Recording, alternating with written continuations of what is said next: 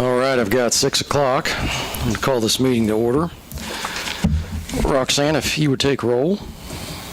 If everyone would stand for the Pledge of Allegiance and the invocation, please.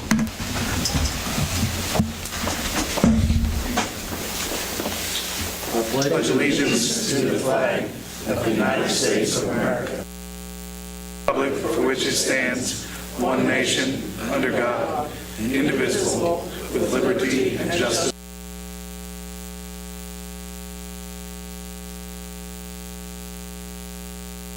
All right, let's pray, y'all. Heavenly Father, thank you so much for today. And God, I just thank you that you're on your throne. I thank you that you're in control. And God, I just thank you that when things look out of control, whether it's in our country or in our communities or sometimes in our personal lives, God, it's just good to know that you're in control of all things.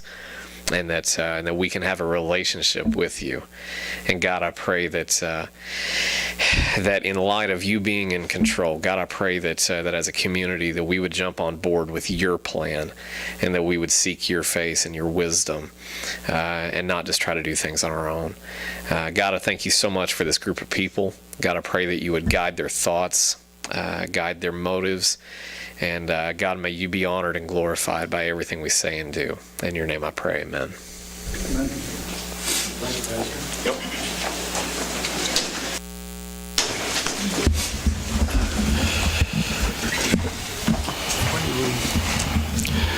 All right, Sid. What have you got for our newly elected council members? I think we'll introduce the new council members, and then we will kind of swear everybody in, and then we'll have a little transition. We got some recognition that we want to do of the outgoing members. Basically, we have coming on, replacing your Ward 4. Sandy Zorns in Ward 4 will be Mark Peters. And I'm going to see. Don, are you 3?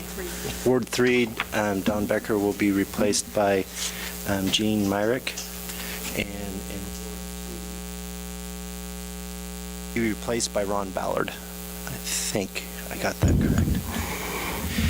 So then now we just need to swear the council members in, and then John Wells will replace Joe Wyckoff as mayor.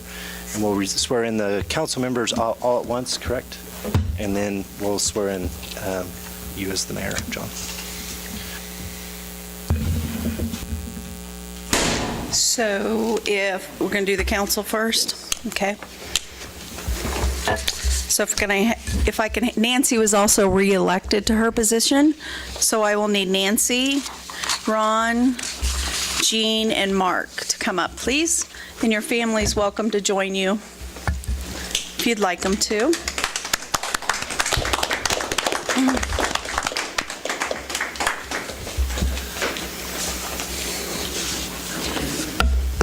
Okay. If you'll raise your right hand and repeat after me.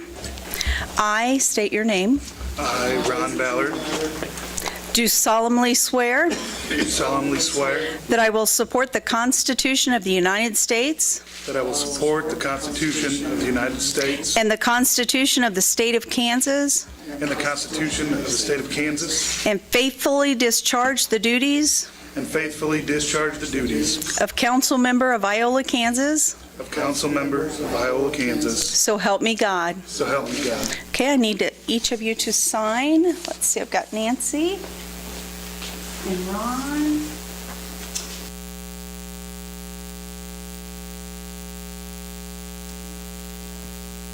Don, you want to come up? Be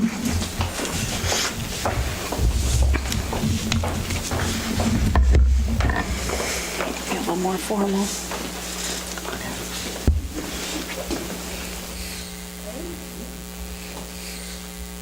I, John Wells, I, John Wells, do solemnly swear do solemnly swear that I will support the Constitution that I will support the Constitution of the United States of America of the United States of America and the Constitution of the State of Kansas, and the Constitution of the State of Kansas, and faithfully discharge the duties of mayor and faithfully discharge the duties of mayor of the city of Iola, Kansas. of the city of Iola, Kansas. So help me God. So help me God.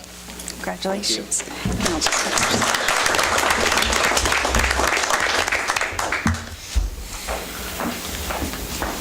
I'll need those back, obviously. So I think now we've got some plaques that we're going to give out to the outgoing members, and we're going to do that as a little photo op. And where do you want those, Carla? Okay. Don't drop them. I'm not going to drop.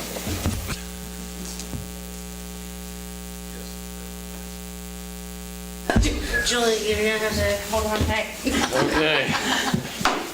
Yeah, I'm just going to get it out for you. Don't get out of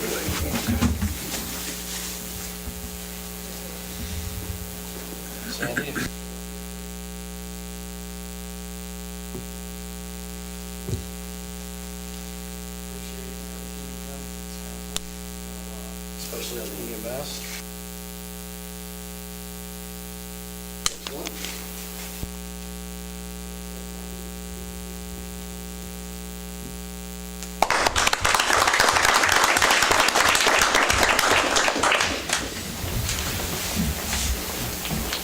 Long.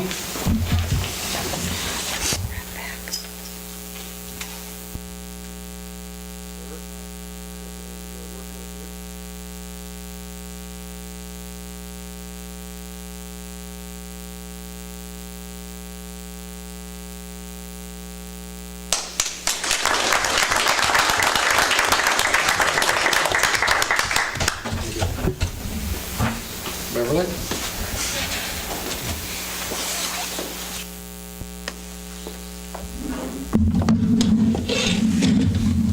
Working with you, Beverly. It's been good. Appreciate your wisdom, and I know that you brought a special wisdom to our council based.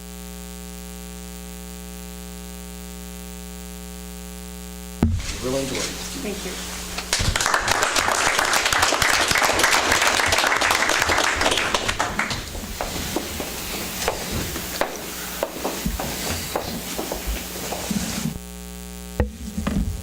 Joel, for the last 4 years as your mayorship, it has been a learning experience, not only for me, but for the council. You've taught all of us some etiquette, some decorum, and I am going to miss sliding notes to you about whether or not my numbers add up correctly. As a historian, your engineering background will sorely be missed. Bob, get ready to do some math with me. Thank you. Thank you, sir. Might not want to slide it my way.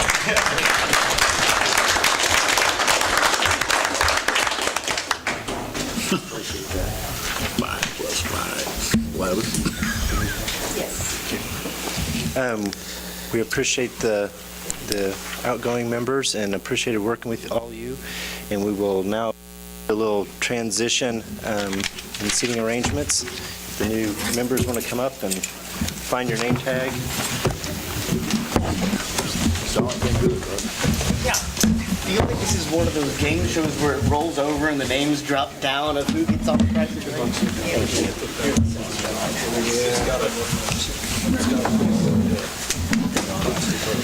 Oh, do you want my name plate? See ya. Oh, man. Yeah.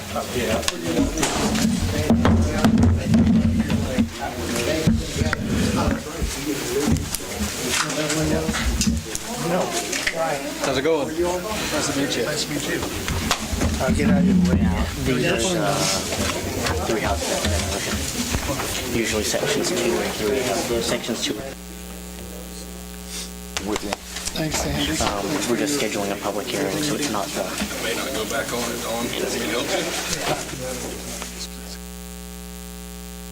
She, bud. Well, just a half a block away.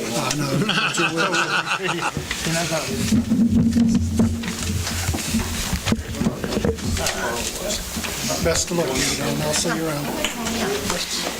I already miss you, Mike. Yeah. Jeez, oh, Pete.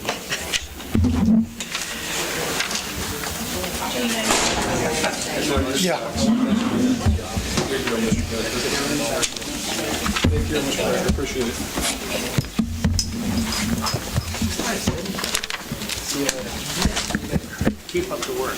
Good work.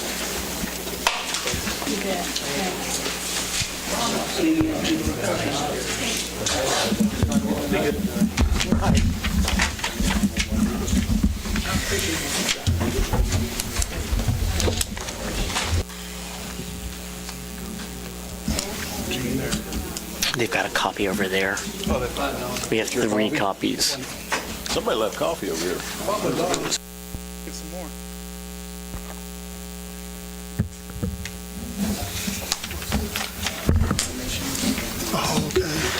Well, we thank you all for your service. I've already looked at them. I guess I will call this meeting back into order. If you old council members, mayor, want to stay for a meeting, we can. No? I hear some doors closing. All right. That's great. At this time, we are in line to review and approve the agenda. Are there any additions to the agenda? We're in line for a motion. I make a motion that we approve the agenda. I'll second. There is a motion and a second. All those in favor, please signify by raising your right hand. Opposed, same sign.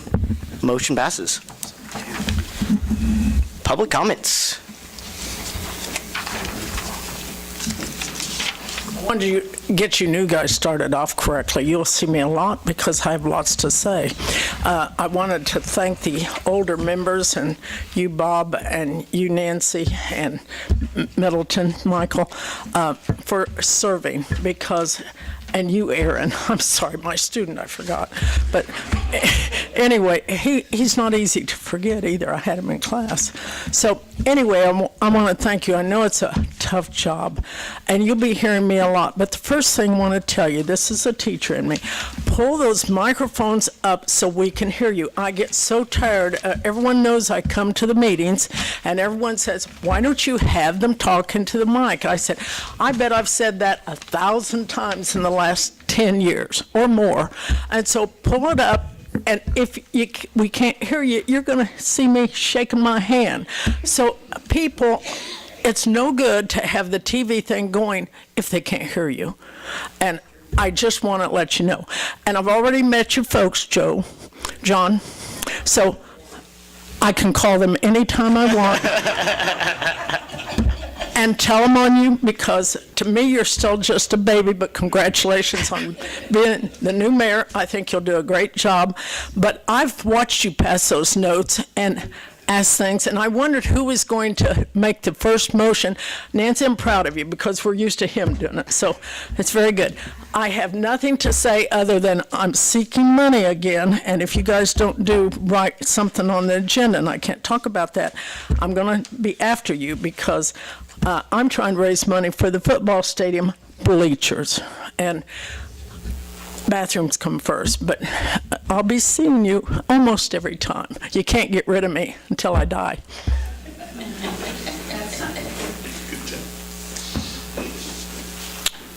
Any other public comments?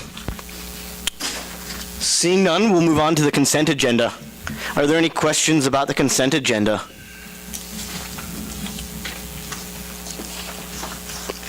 I'll make a motion that we approve the consent agenda, and do I need to authorize the mayor to sign that resolution? Yes. And I will authorize the mayor to sign the Kansas Pride Program resolution. I'll second the motion. There's been a motion to approve the consent agenda. It has been seconded. All those in favor, please signify by raising your right hand. Opposed, same sign. Motion passes. Roundtable. Sid?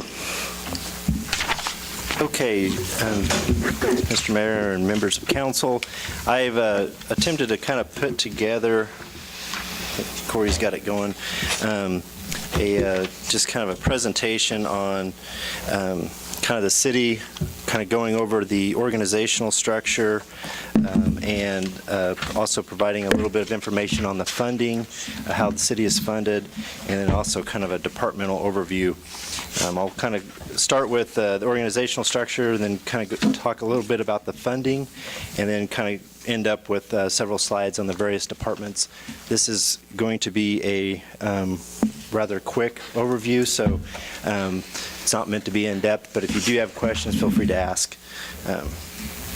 Hopefully I don't hit Corey in the eye with a laser. So you should have in front of you a set of the slides. There's a couple that are out of order just because I wanted to print some of the graphs on big pieces of paper so it was a little easier to see. But basically this shows the organizational structure of the city. You kind of have the Iola citizens that oversee what goes on with the city council, and then they are in turn oversee the city attorney, the administrator, and the various boards and commissions that they have under them. We have 12 departments or 12 department heads that we have under here. Understand that some of these departments kind of overlap their operational activities and funding sources. For instance, we have the gas and water distribution and wastewater collection. That superintendent takes money kind of from three pots, so to speak, and I'll talk about that here in just a second. So basically the funding structure, generally speaking, the city uses fund accounting, which basically establishes different funds, which are separate accounting and financial reporting entities. So we have, and like I used the term pots before, it's these different pots of money that collect their money and use and spend out their money on kind of as individuals. Now we do transfers back and forth, but that is for the most part that money is in the general fund is the general fund money. The electric is electric money. We do make transfer, like I said, we do make transfers. This varies. What I'm going to kind of go over varies a little bit different. Varies a little bit from what is in the audit because we use regulatory basis, but it's pretty similar. The audit kind of breaks it out a little bit differently, but for the most part, you have governmental funds. These are funds that basically get their revenue from tax, or whether that's ad valorem property tax or sales tax or transient guest tax, also from potential transfers or other sources like grants, fines, police fines kind of come into play, or subsidies, which we have the subsidy from the county for EMS is another source of funding. Just as a kind of a primer, our total mill levy is 48.479, with the vast majority of that being the general funds mill levy, which is 40.944. Sales tax wise, we have a half-cent sales tax that goes to the general fund, and then a half-cent that goes to capital projects. Next is proprietary and fiduciary funds. Basically, the proprietary funds are kind of split up between enterprise funds, which primarily are funded through user fees. Those are our business-like activities, like our utilities and sanitation. And then the internal service funds, which they get revenue from fees that are charged or transfers from other funds, but they basically provide a service to other departments within the city organization as a whole. Example of that is the stores fund or the employee benefit fund. And then the fiduciary funds are basically things that we hold in trust, and we can, and the two examples we have on this slide basically are ones that we can actually spend money out of, but they are for very specific purposes. Cemetery for cemetery, trust fund, and I'm not sure if it's basically like park projects for the Wolf Trust. So this slide, which you should have a full page of, it is basically talking about those different types of funds: enterprise funds, governmental funds, internal service funds, and kind of grouping how our budget looks when you kind of put those in those different categories. As you can see, the enterprise funds make up the vast majority of the budget that we have for 2018, and especially when you consider the enterprise funds along with the general fund, we're talking about nearly 85% of the budgeted money is allotted to the electric, water, wastewater, gas, and general funds. Any questions? I know that's, like I said, I'm going kind of quick here. So now we've talked about governmental funds, and the main governmental fund that we have is the general fund. And we have several departments that operate under the general fund. And this pie graph basically shows kind of that breakdown of the sources of revenue for the general fund. And the reason why I included that is when we get into the enterprises, their revenue is going to be generated by the sale of electricity or the sale of water or the sale of gas. The general fund has a lot of different areas that it's collecting money from. And if you look, there's 41% of the general fund revenue is from transfers, which are primarily from gas, electric, water, wastewater, and sanitation. 17% of that is the ad valorem property tax. 14% is the EMS subsidy that we get from the county, and basically 14% split between the city and county sales tax that we collect.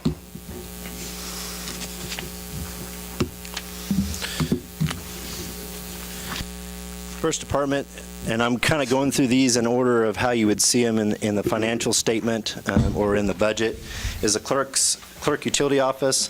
That includes the clerk and financial director, Roxanne, and she has several people that she oversees in there in her office, and that includes the meter reader and the municipal court clerk. And this group does quite a bit of things, and they are constantly, every day, providing services both to internal and external customers.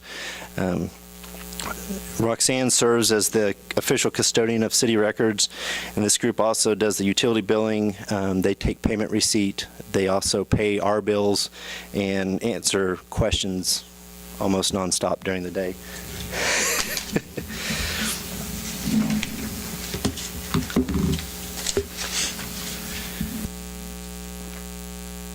Next, we have the police department. Basically, this is a 24/7, 365 service. They typically they have 4 shifts that are 12 hours each that they kind of rotate, and each of those shifts have 2 patrol officers and a lieutenant, and then we have kind of the 8 to 5 staff, which it's beyond 8 to 5, but that's kind of the typical of it, with the community resource officer and one of the sergeants, the detective, and the chief, and the records assistant. Basically, they're primary law enforcement for the city of Iola, and they're responding to calls, accident investigations, criminal investigations, crime prevention, and then they also do some community outreach, which you see in the next slide. You can see the wide variety of activities that they do. They've got HOFNOD and DARE activities that they do, which tomorrow or Wednesday at 6 o'clock is the DARE graduation for this year. And so they do a lot of community outreach to hopefully kind of get some positive interactions with law enforcement rather than just negative.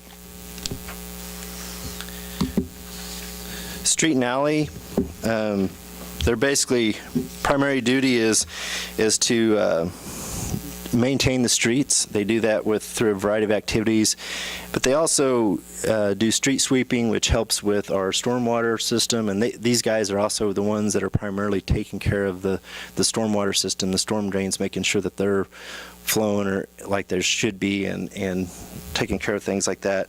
They also do snow removal and a couple other programs. The citywide cleanup that they do, that's something that we do twice a year, and they basically Anybody in the city can call in. We take and we go out and they can pile up limbs or larger debris that we can do, and we do that in the spring and the fall.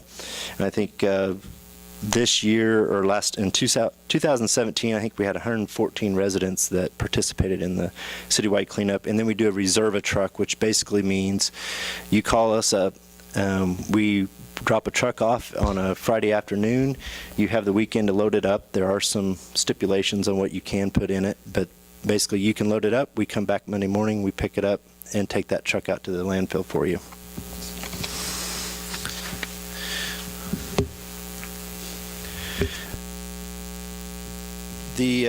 Just kind of to highlight some of the road maintenance, we have a chip and seal program, and basically this is a 5-year rotation. I think it used to be a 4-year, but we recently moved it to kind of a 5-year rotation, and they go around whichever section it is, and they crack fill all the cracks in the street, and then they go and chip seal over the top of that, and that's a routine maintenance that we do to try to keep our roads in good shape. And the other one is the mill and overlay program. That's kind of something we try to do every other year. It's a little larger project, and basically that is funded out of Fund 36, which is the Special Traffic Way Fund, and that gets revenue from the gasoline tax through the state. Parks and Cemetery, make sure I'm right. Basically, they're taking care of all the parks, grounds, community buildings, renting out the community buildings, and also then cemetery, taking care of the cemetery grounds, and then they also maintain the burial records, and they open and close graves, and then they do monument staking. We have pictures of several of the parks, and see, I didn't print the pictures on any of these, because I was trying to save a little ink, and so now I can't see the pictures that are up there. But I know the dog park is up there. They have Coffee, the disc golf course down here at Elm Creek North, and there's the horseshoe pits at Riverside Park. Riverside Park's our largest. That's where we're at. I think it's approximately 80 acres, and it also includes the special needs playground. That was a project that was kind of a community-wide project, and brought in, I think there was a group of moms, and there's a moms group, Kiwanis, and city staff, and volunteers constructed this or coordinated all this, and it was built in 2014. I think I had Roxanne pull this. It was about a $150,000 project. I think the city paid $25,000, and there was a lot of donations and a lot of community effort that went into this special needs playground, which it was a good project. Another project I wanted to just highlight is gravestone project. The guys in 2011, they kind of noticed that a lot of those gravestones, especially in the West Cemetery, were kind of getting off kilter and everything. And since then, they've gone in, they take the gravestone out, pour a concrete base, then place the gravestones back, and they've done over just about 1,100 gravestones since 2011, kind of trying to fix that up a little bit. We use that cemetery trust fund to pay for that. Okay.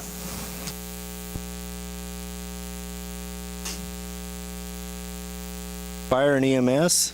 This is again another 24/7, 365, and I guess I shouldn't say that our water utilities and our all those are 24 hours a day service too. We just don't have people staffed all those times. But fire and EMS, we have 28 full-time professionals that are trained in firefighting. They're EMTs, AEMTs, paramedics. They do the firefighting for the city of Iola, emergency medical services, and technical and basic rescue and hazardous materials response. So they basically, the fire side, we do inspections of facilities, do fire investigations, do a lot for fire prevention and mutual aid. And the rescue is something that we respond county-wide on that. That's typically a motor vehicle accident that we respond to, and that's a county-funded truck, and we respond typically county-wide on that. EMS, this is a service that we provide countywide. We are contracted with the county to provide that service. We get $1 million plus, so just a little bit subsidy from Allen County to provide that service. We are stationed out of 3 locations, one in Humboldt, one in Moran, and one in Iola, and did just about 2,000 calls last year.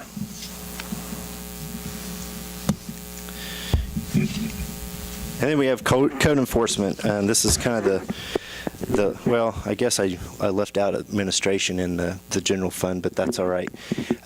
Code enforcement, we have 3 employees, and they do a wide range of activities as well. They are responding to nuisance complaints. They're going out and monitoring potential nuisance issues.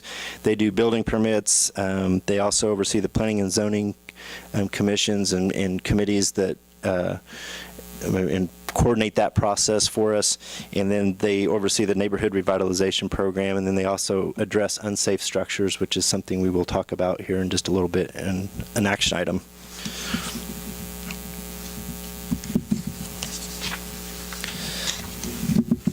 So we have the enterprise funds. These are the ones that operate as a business, and each utility having its own fund.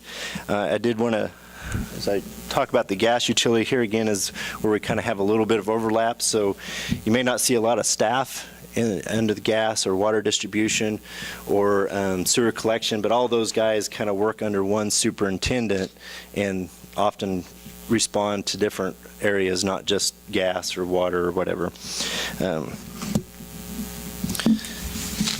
So we have about 2,700 customers, 5 border stations. Those are basically areas where the wholesale gas supply enters our system, and our system starts and the wholesale supply side ends. We are regulated by the Kansas Corporation Commission on that, and these guys take care of all the reporting that we need to do for KCC, and then our in the system maintenance, and then they do bare steel main replacement. Is something that you'll see in the budget that we have to do each year, and we try to do about 1,000 feet of that, depending on what we can get done with our budget and weather. The water utility, it has kind of 2 groups in that. There's distribution and production, but they still are considered kind of one pot of water utility. The distribution is basically the underground system, 63 miles of water main. That is something, too, we took over Rural Water District 7 and 11. So we go from basically Gates to Humboldt Hill for that rural water districts out there. These guys they do a little bit of everything. Spend a lot of time fixing water leaks. They're regulated by KDHE. Water production, that is, this is our water treatment facility in this picture. It was built in 2005. I believe that's the right date. We currently have about $5 million of outstanding debt on that. That is one thing that really sucks down our water utility fund, and so that's something we'll be talking about is looking at the rates for the water utility. Sorry, Aaron.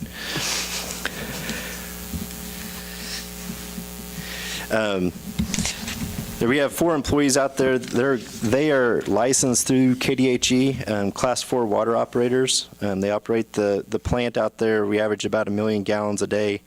And you'll see in that picture, we won Best Tasting Water in 2015 in the state of Kansas, and we won it in 2017. The only reason why we didn't win it in 2016 is because once you win it, you have to basically take a year off before you can enter the contest again. So, and that'll be something we will, at the January 22nd meeting, the people from the Kansas American Water Works Association will be here to present that award to the water guys. So that'll be coming up.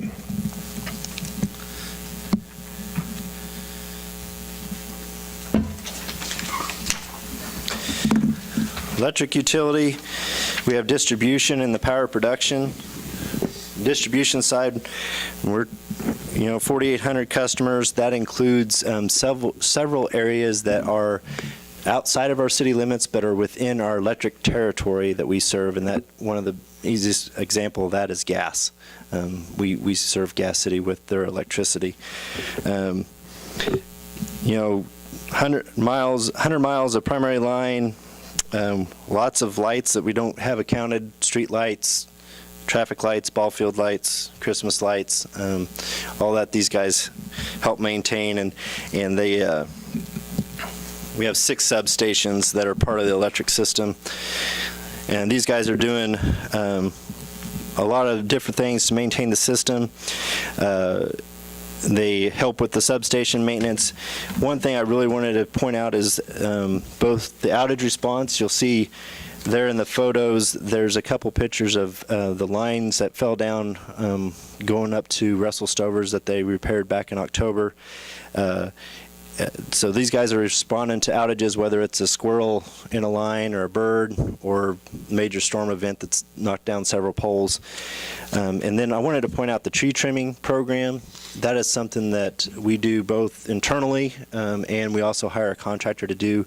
And we feel very strongly that that work does a lot of preventative maintenance for us so that we have a lot less outages than we would have if we weren't maintaining the trees in our lines. So power production, basically this is something we'll be kind of talking about. We've talked about adding generation to help with our capacity. It is, we have 2 5-megawatt Wartzillas and 5 EMDs. And then you see they're regulated by the Southwest Power Pool. That's basically the federal government has kind of split the U.S. up into sections, and we are in the Southwest Power Pool. That's where we buy our energy, technically kind of buy our energy through that pool, and when we generate, they give us, that's basically kind of, we are authorized to generate through that pool's activities. So these guys, they generate electricity, they maintain the substations, they're again key. They coordinate our power purchase on a daily basis through the Southwind Energy Group, which is a name you'll hear quite often. Often we just call it SEG. That is a group that was formed with Chanute, Sabatha, Iola, Fredonia's in that. And there's some other little towns that we go together to purchase our power. And Westar is kind of our primary where we have our primary contract for that power. Sanitation services. Basically, we have 3 employees that take care of the residential trash pickup. We pick it up twice a week, which is something pretty phenomenal. I think that doesn't happen very many places, I don't think. Wastewater utility. Here again, we kind of have 2 groups in there. We have the sewer collection and the wastewater treatment. The collection side, they have 58 miles of sewer main, 12 lift stations. Basically, if you're not familiar with what a lift station is, when you're usually pumping water under pressure, but when you're doing sewer, you're trying to just gravity flow it. And there's sometimes you don't have enough space to gravity flow it, so you have little places where you collect the sewage and you lift it, you pump it up so that you can start gravity flowing it again. So we have 12 of those that we maintain. And then wastewater treatment is basically the staff that runs the water treatment facility also cleans up the wastewater. So I'm pretty sure that they do not mix, so just so nobody's worried there. That's not a secondary source. We have treated about 900,000 gallons of wastewater a year. It's basically done through a large lagoon system. We have 3 cell lagoons, and each cell is approximately 33 acres. So we got 100 acres of wastewater lagoons out south of town. But this group also issues wastewater discharge permits to our industries. We have 3 that are permitted at this time, that they have to be permitted through the state, and we oversee that process.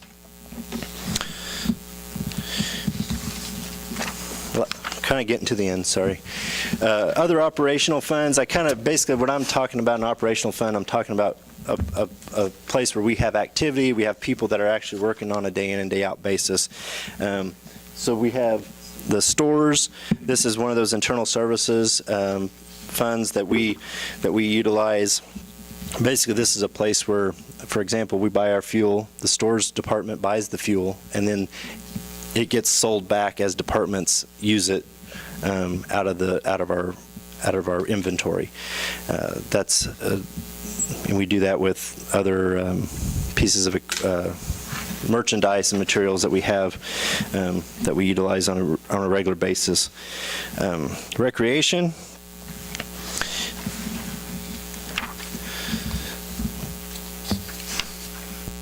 We have 3 full-time employees, but we use a wide variety of seasonal employees, whether that's to help maintain the ball fields or the lifeguards at the pool.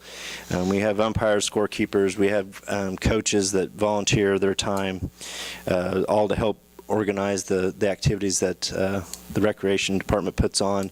And that can be everything from, a yoga class to slow pitch softball to men's basketball to, we have quite a range of activities. And the recreation group also takes care of the facilities, the rec building just over here, and the ball fields and the pool.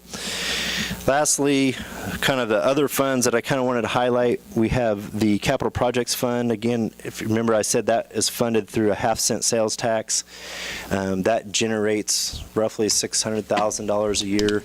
We have pledged roughly $300,000 of that a year to the Allen County Regional Hospital. And that sales tax initiative is going to sunset in 2019, so we'll be talking about that early this year to get our plan out of how we're going to go about renewing that sales tax.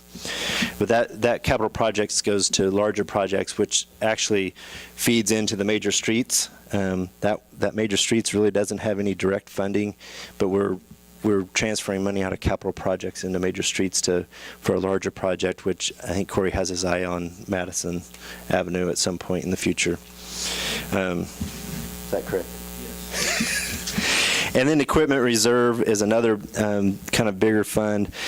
It basically serves as kind of a savings account that we have for our various departments where they can put money into that.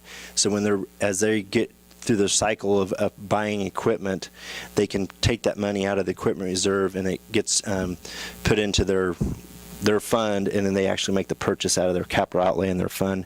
One example of that is we're going to be doing a bucket truck with electric distribution coming up, and so they've saved money. It's in equipment reserve, and we'll bid that out, and then when we go to make that purchase, we'll put it into the electric utilities fund, and then they can make the purchase out of there. That is it in a nutshell, a large nutshell.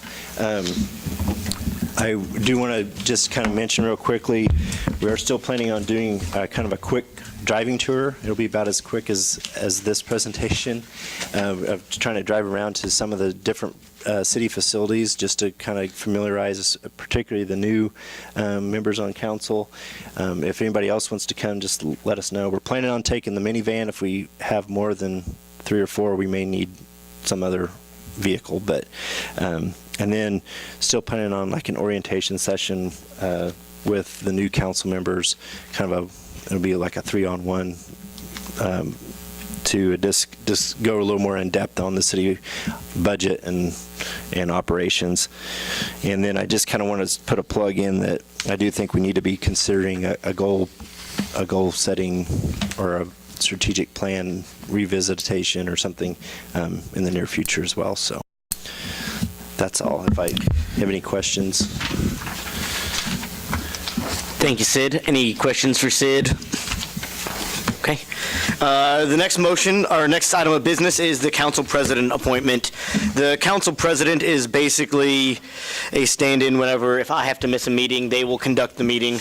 They still get to vote. Traditionally, it has been one of our more senior members. By that, they have been on the council for several years. That way, they understand the business and how to basically conduct it. It is up to you all to decide. Anyone may be the council president. Again, they're basically a stand-in to run the meeting. They still have voting privileges. That's what I was going to do. I'd recommend Nancy Ford. She's the most senior. Is that going to be a... She's been on the council the longest, I think is the right way to say that. I'm sitting next to one of my daughter's classmates. I don't know. Is that a motion, Mr. Myrick? Yes. Is there a second? I'll second it. The motion before us is to appoint Nancy Ford, the council president. All those in favor, please show the voting sign. I'm supposed to raise. Opposed, same sign. Congratulations. Next order of business, dangerous and unsafe structure removal. Corey or Sid, do you want to start, or do we want to just go straight into... Greg's here. Greg's here to handle that, so Okay. we'll throw him under.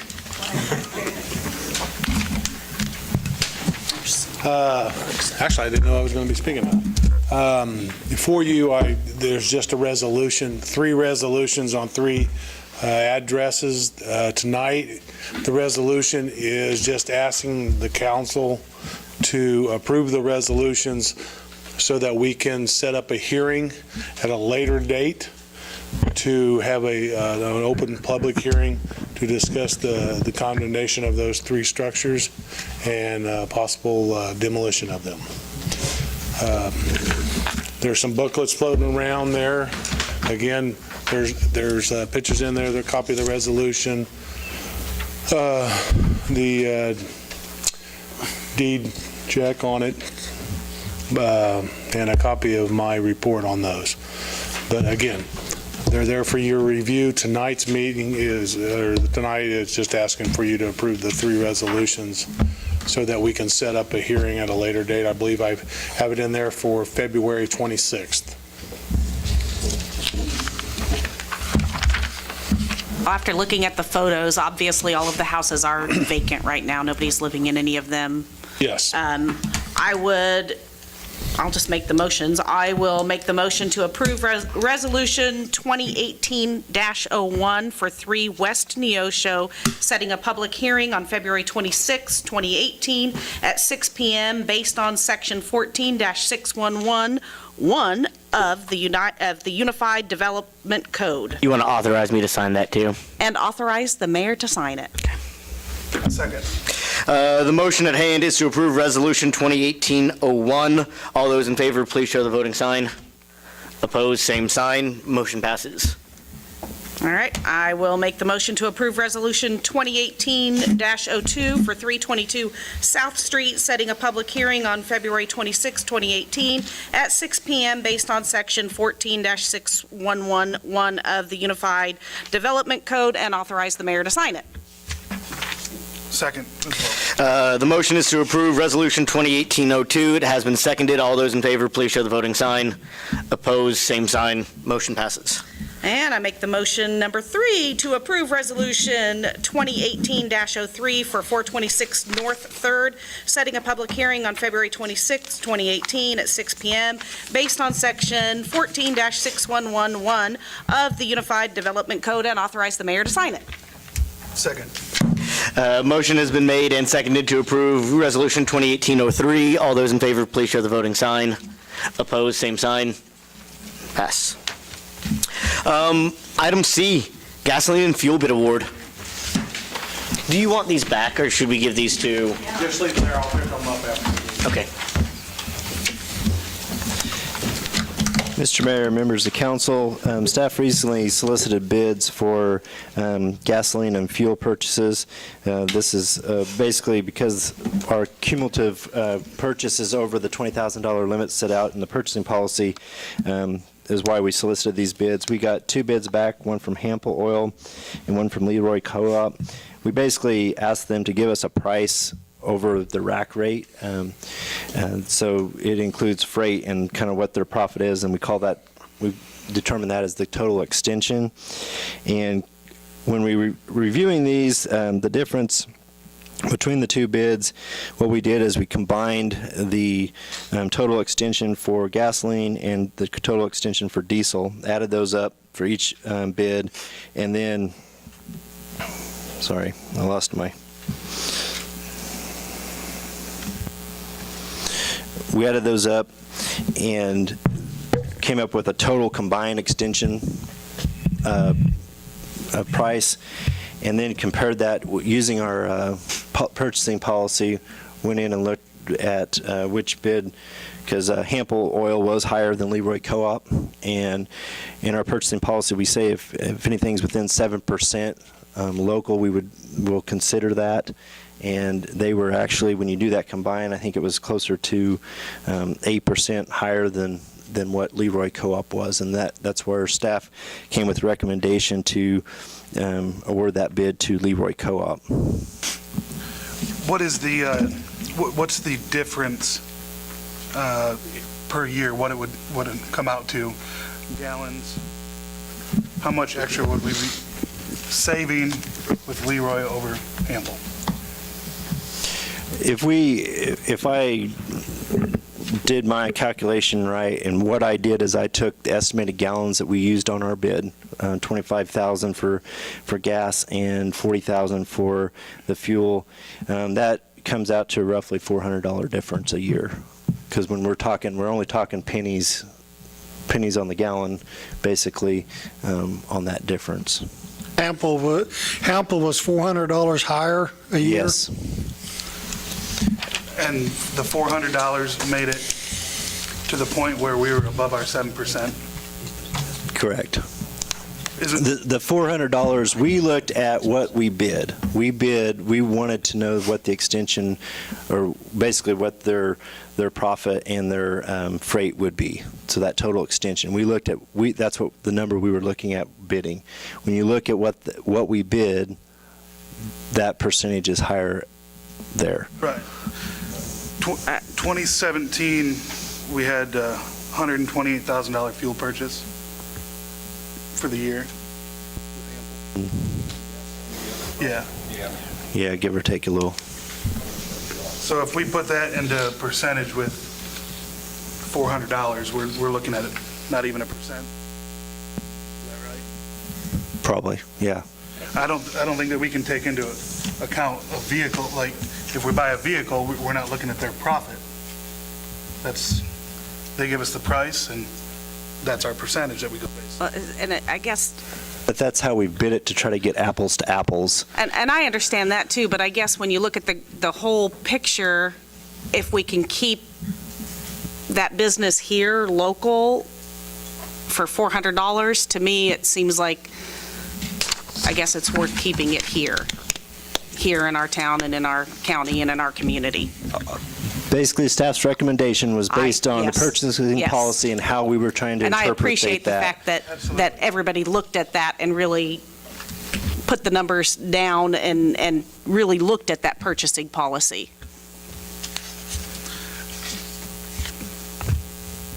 Ron, you want to make a motion? I got a question first. On these prices, does future inflation, is that worked into these bids? Basically, whatever their rack price is, so if their price for gasoline goes up, it would, relatively speaking, it should go up for both entities, correct? I mean, so that's the idea, that relatively speaking, we might pay more per gallon in July than we pay today, but we're only paying as a defined amount above what that rack price is each time we purchase fuel. So we get the daily price plus that, so to speak. Is that a correct interpretation? Would you like to say something or speak on behalf of Hample? I noticed you in the audience here. If you want to come up to the mic, I'll give you an opportunity here. Okay. Well, it's not only based on the products, that we offer, but it's also based on the relationships that Hample Oil has with the community. For no more profit than is actually produced, and this being on a 3-year term, no more profit than is being produced, it's almost a service to the city to provide a quality product at a minimal margin to be made on it. But once again, it is about the relationships and the service. We have 4 employees, 3 of them live within the city limits. What that allows us to be able to do for the city in terms of any emergencies that may come or any problems that arise throughout the contractual period. It furthermore makes us, available to be able to satisfy any need that may come up. So, but we do, as a local company, been here since 1981 is when the Hampel family purchased and moved into town. They don't plan on going anywhere. They plan on staying and growing, producing more for the community, and just trying to provide a better service. So.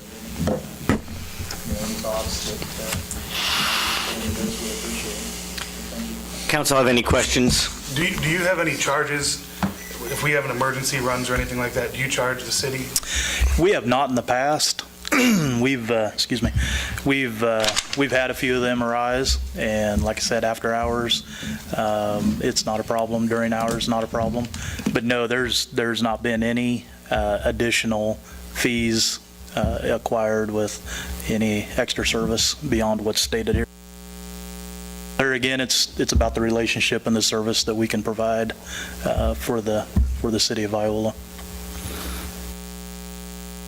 Thank you. Donna, all yours. And speak into the mic for me. I will. My voice is pretty loud. It can be heard anyway. $400. There's 4 employees that live in Iola. $400. They're making it back up by buying things here.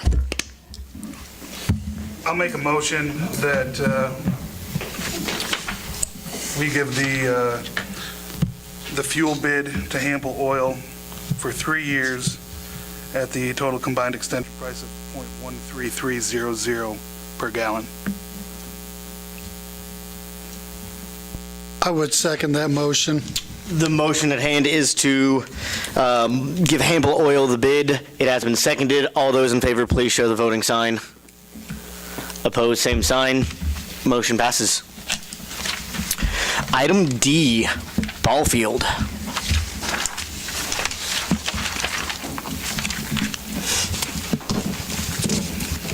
Items.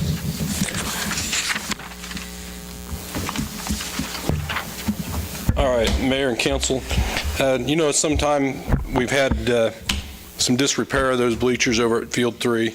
They're rather large and probably don't ever get to capacity. We reviewed a number of different options from total replacement with aluminum portables to replacement of boards back on the bleachers to trying to put aluminum caps on it. The company that we originally talked to about aluminum caps said that they wouldn't warranty it, wouldn't sell them to us because it wouldn't retrofit. They couldn't retrofit them. Wood was extremely high and probably won't last more than 3 to 4 years like we've got out of the pieces that are on there today. And then we did look at some portables as well, but the cost was pretty expensive. Just by chance, we'd been meeting with the school district over the last couple months to try and work together on this. As actually they're presenting it at their council or their board meeting tonight as well to do a joint venture. Scott Stanley had a company in here from, I can't even remember the company's name. Anyway, Heartland Seating out of Kansas City area to basically use some old pulled bleachers from like Blue Valley School District or Kansas Speedway to retrofit these. And included in the price is them coming in and actually doing the modifications to the existing structure to make sure those bleachers fit. They will replace the seating, the wood runners, and the ramps on the structure itself. And then the only thing that would be left that's non-structural really is the kickboard down below that they didn't have a material to bid us to put in there. So we'll put that lumber back on. Actually, they left it on. Our guys have already wrecked the stuff out, mainly because we're going to have to do something with it anyhow, pending what you guys do tonight. But our request is to approve replanking of those bleachers in the amount of $37,745 out of capital improvement funds. We did not allocate anything this year because we didn't really know what we were going to get into with those bleachers. There is funding there. It's just a matter of going in and redoing the budget there at the end, doing a amendment. So is that total cost? Or that's total cost. And the project will be a City of Iola project. We'll be the person that's dealing with the contractor. The school district, or at least the superintendent and the board president, agreed to present it as we are tonight for a 50-50 match. That would be, I would ask you guys to approve it with that, and if they don't come up with a match, we'll come back to you at another meeting. One of the caveats is this company is actually taking this stuff out now and wants to be able to drop ship that stuff here and stack it. And with any luck, we'll have that facility back up and open by the time high school ball starts here in the spring. Corey, I appreciate all the work you've done on this. I know you've done a lot of work. I think regardless of whether we get the money from the school district or not, it's something that has to happen. And I would like to make a motion that we approve this tonight based on that $37,745 coming out of capital outlay. Capital improvements. Capital improvement. I'm okay with the 50-50 if that's how you want to include it. The biggest thing we would have if the school district doesn't fund it tonight would be us coming back and then having a delay, a little bit of an increase if they have to store that material on site in Kansas City rather than bring it down here as they take it off. So that's entirely up to you guys. I think as far as we're ready to move forward with the project, I think this is a good alternative and should last us a number of years on that steel structure. Well, it definitely needs to be done, and it's been something that there's been multiple people asking about and commenting on, and why is this and why is that. So it's just, I think it's really important that we do go ahead and make this improvement. It is a city park, and the field's not used a lot for our facilities. The main thing we use that for is overflow with practice schedules. Most of it, 90% of it's going to be high school stuff on that field. The other 10% or 15% is probably the Legion. Other than that, some travel teams use it for practices. So it doesn't have a lot of recreation, but it is our facility. Maybe we can get some more teams to come in and have some more tournaments if there's a better facility there to sit. So. Did you say they were taking this to the school board tonight? Yes, yeah. And, my hope is I think that the superintendent, Stacy Fager, and Dan Willis felt comfortable that would be approved. They did have some new board members as well tonight, so who knows, but our hope is that it gets approved tonight.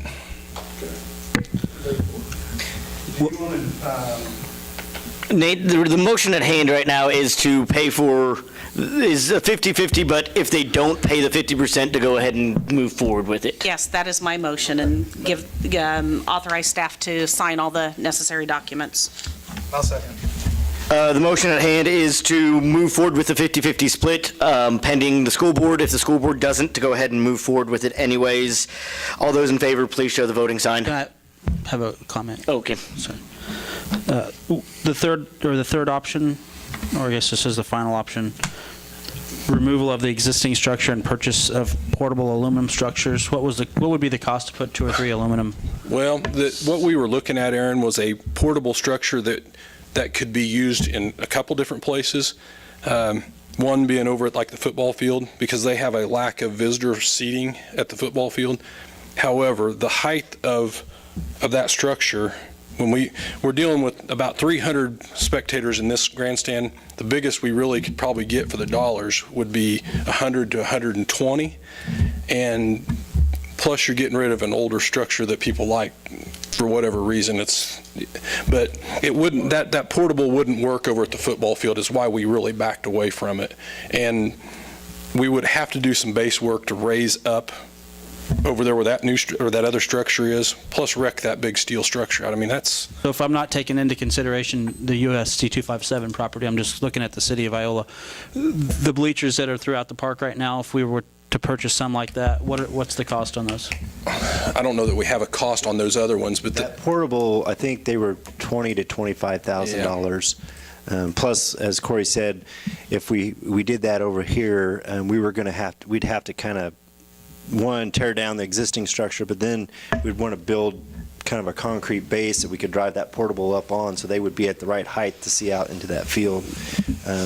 So that cost is probably another $5,000. I guess maybe I'm not making myself clear. You're talking about just the smaller ones. I'm talking about the smaller bleachers. If we were to put 3 or 4 over there in that area, we didn't we get know the individual costs. We didn't get a price on those, Aaron, mainly because at that field itself, those bleachers aren't tall enough. We tried to do that temporarily last year, and they're so low you can't see around the dugouts. And there's probably a 2 or 3 foot high backstop behind that, to where if we don't elevate those, you're not going to be able to see. And then you start getting into railing on those other bleachers to make them compliant with our codes to have railing and center aisles. And this company's pretty much going to be turning it will meet our standard and our code that has an aisleway with the aluminum aisleways in the center.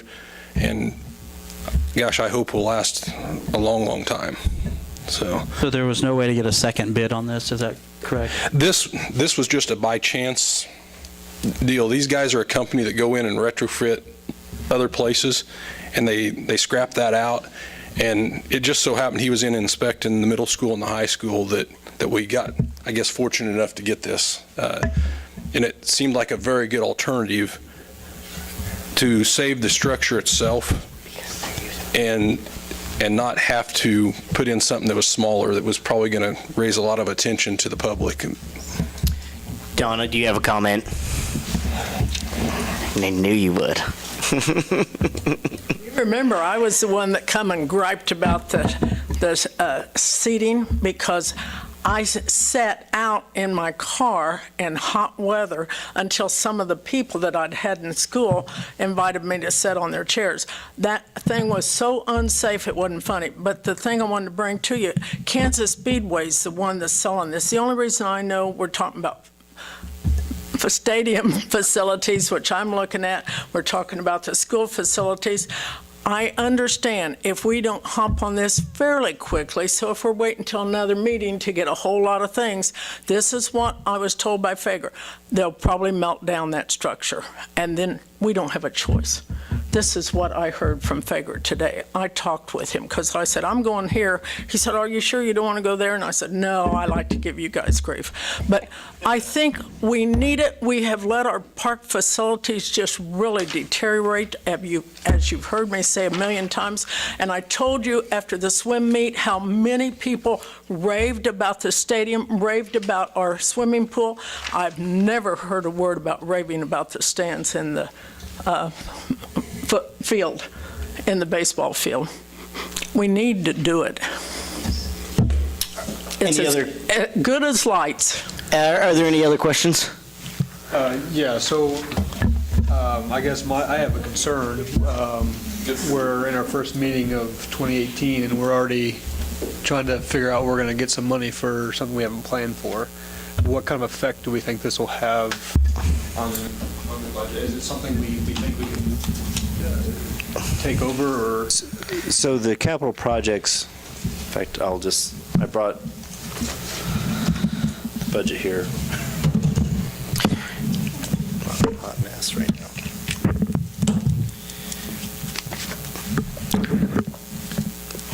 Corey? I think we have, go ahead.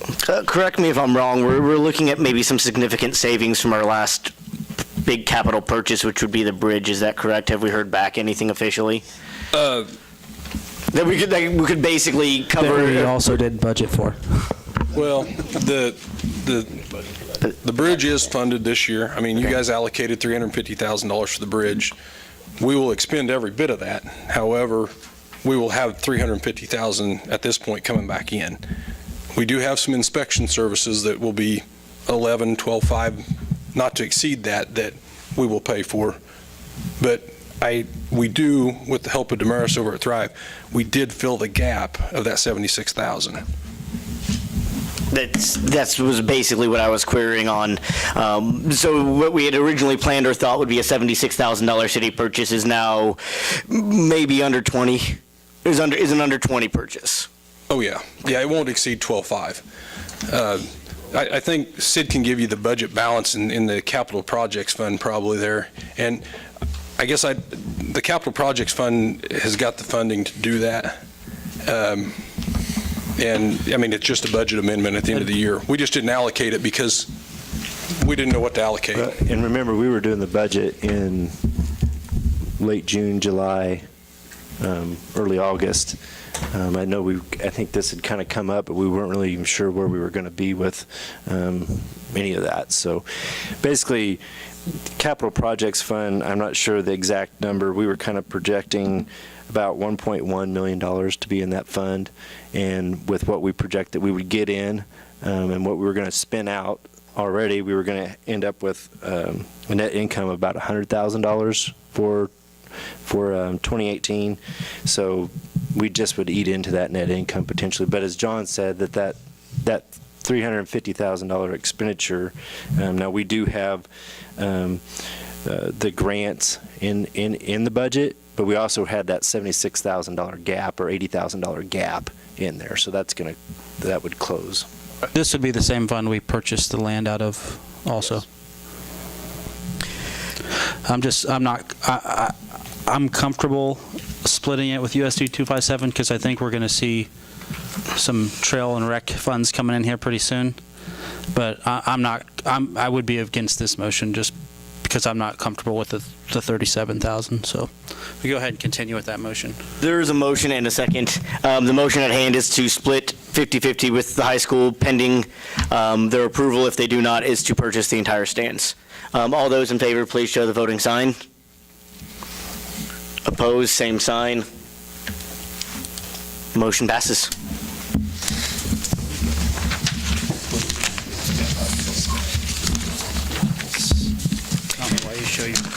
Council and city administrator reports. I'm going to change this up a little bit, and normally we kind of went in this jumping back and forth order. Starting this year, I'm basically going to every week move down a seat. That way you don't speak first or last every single time. And so I've kind of warned Aaron. Congratulations, Aaron, you get to go first today. Ron, Eugene, Mark, welcome. Looking forward to working with you. That's all I have. Eugene? I don't have anything at this time. Thank you. Bob? I just want to welcome everybody that's new. Look forward to working with you guys. That's all I got. Thank you. Again, kind of echo the comments. This is why I like changing it up. You're always last. Got to repeat these comments, but it's good to see everyone on board. I do want to explain a little bit about why we didn't fill my seat today. It was in the paper as well if you didn't read. We had a couple people turn in some late applications. We had other people not turn in applications because it passed the deadline. In the interest of fairness, it was the option to extend the deadline and then consider the entire pool. If I considered an application that came in after the date and somebody didn't turn in an application because it had passed the date, that wasn't necessarily the most fair system. So we decided to open that back up, and I should have a recommendation for the council next meeting. Thank you. Ron? I'd just like to say good job to the street crews last night with the moisture that they had. They were really slick last night, about midnight, and they were out about 12:30, and they did a good job from last night to this morning. That's it.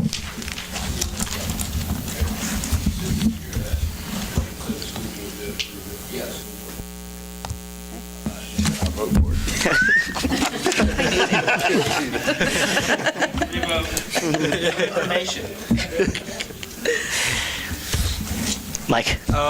Just welcome to the new members. Nancy? Yeah, good to see everybody in this new year. I hope everybody had a great holiday. Welcome aboard, everybody. John, welcome aboard as the mayor, and thanks for making me the president. I'm going to tell my husband now, I rule.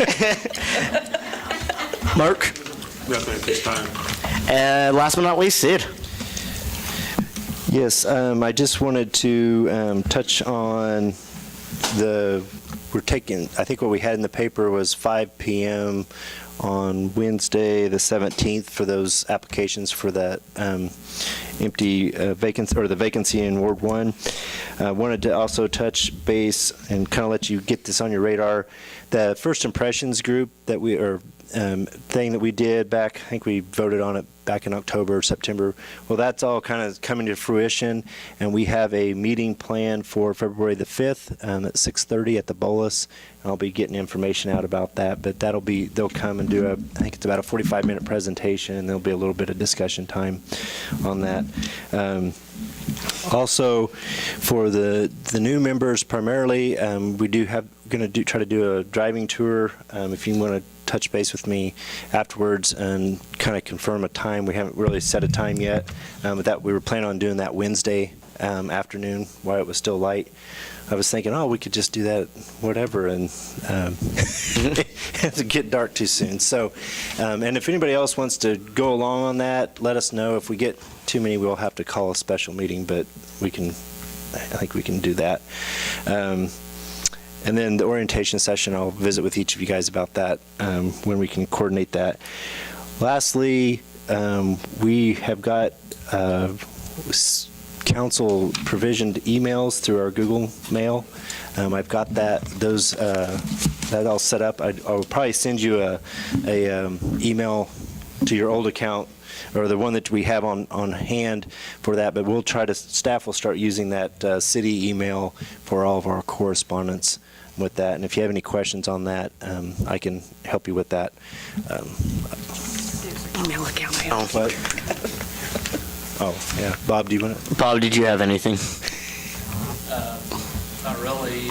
To the new members, if you need anything, feel free to call.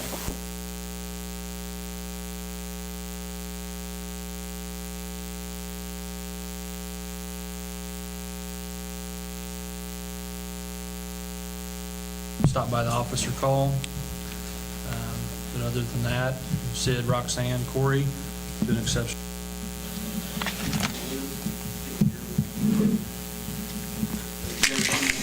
They don't have me here, just tell me to come and I'll be here. We're in line for a motion. One more question. Sid, is there an update on the trail and rec fund that we've talked about in the past? Just need to get you on record here. That conversation, kind of wanted to wait for the new council to get seated. I'm thinking probably like the first meeting in February. I'm just looking at how our meetings are kind of stacking up. We may end up doing it at the next meeting, but we've got a couple of discussion things that we probably need to do leading up to that as well. I'm in line for a motion. I make a motion, we adjourn. I second it. The motion is to adjourn, and it has been seconded. All those in favor, please show the voting sign. Opposed? Okay.